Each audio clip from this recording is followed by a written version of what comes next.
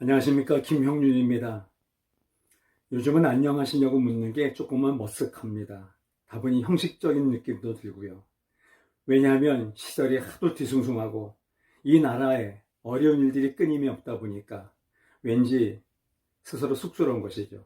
특히 요즘 알다시피 LH 공사 부정부패 스캔들로 온 나라가 시끄럽습니다.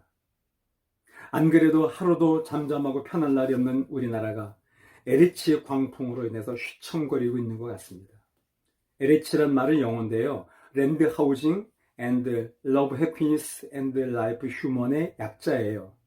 랜드 하우징, 토지와 주택, 러브 해피니스, 국민의 행복, 라이프 휴먼, 인간 중심이라는 가치를 담고 출발한 공기업입니다.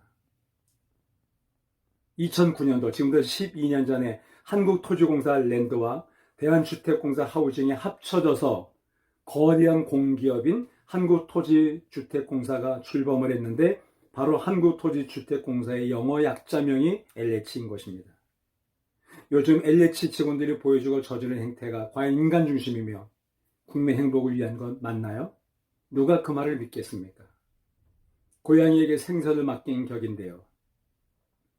그 LH공사 사장으로 지냈던 분이 지금 바로 국토교통부 장관으로 가 있는 것입니다.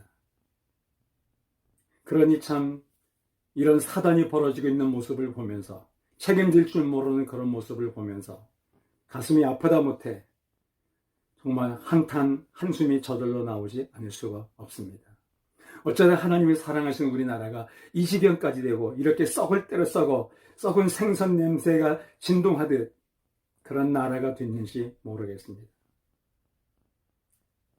그것은 믿지 않는 정치가들과 부패한 지도자들 책임이기도 하겠지만, 너희는 세상이 소금이 되고 세상이 빛이 되라고 말씀하신 주님의 말씀대로 살지 못한 교회의 책임이기도 하고 우리 그리스도인들의 책임이 아닌가 싶습니다.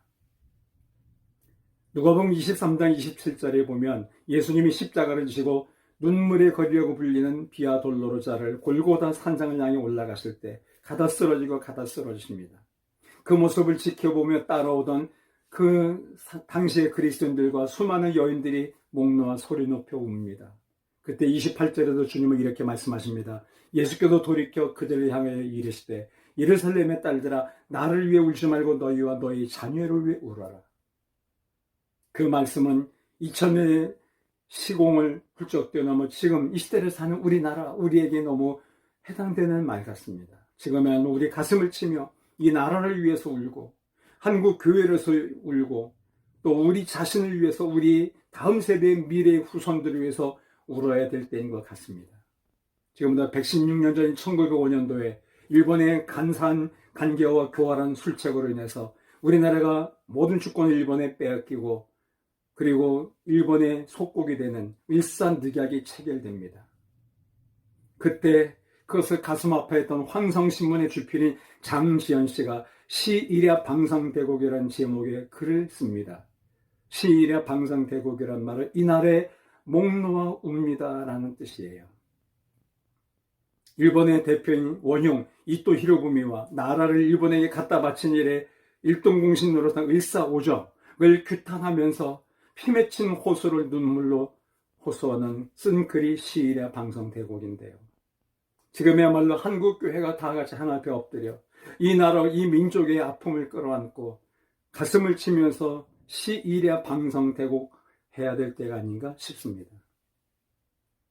조선조 후기 문신이면서 실학파의 거두였던, 지금도 많은 사람들이 존경하는 지도자인 다산 정약용 씨가 공직자들을 생각하면서 쓴 유명한 명자가 있는데 목민심서입니다.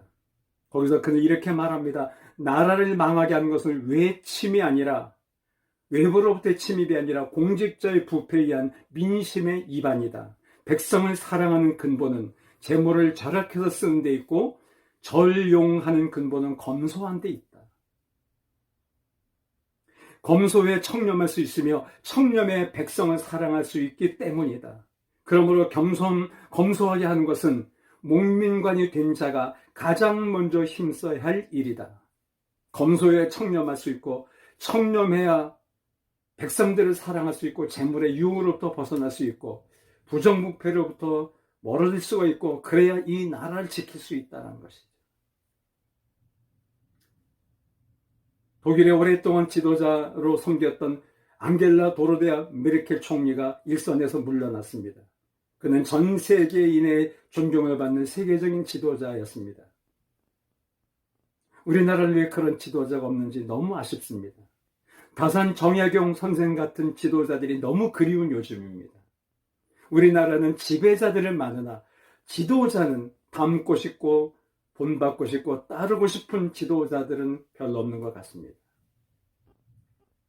지금이라도 모든 그리스도인들이 가슴을 치면서 울며 기도할 때입니다. 시일야 방성대곡하면서 그리고 다시 정직을 회복하고 하나님의 앞에 진실을 구하며 그리고 나라와 민족을 위한 세상의 소금과 빛이 되기를 결단할 때, 당신과 제가 그렇게 될 때, 우리 모두가 그렇게 될 때, 이 나라에 희망이 있고 다음 세대에게 아름다운 유산을 물려줄 수 있을 것입니다. 당신이 그런 분 되시기를 바라며 사랑하고 축복을 보냅니다. 행복하십시오.